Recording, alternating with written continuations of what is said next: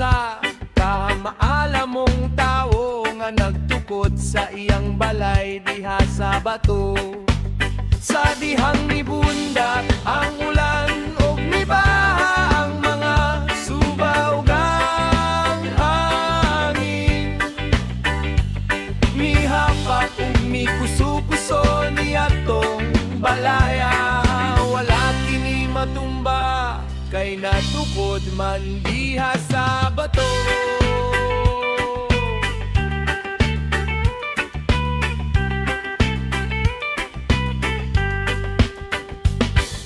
Apan ang tanan nga nakadungog sa akong gisulti ug dili mo tuman nini, mahisama sa usa ka tawong buang-buang nga nagtukod sa iyang balay diha sa balas.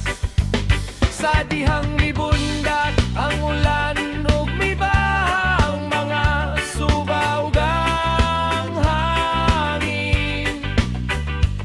Mihapak ug mikuso-kuso niadtong balaya, natumba kini ug nagon-og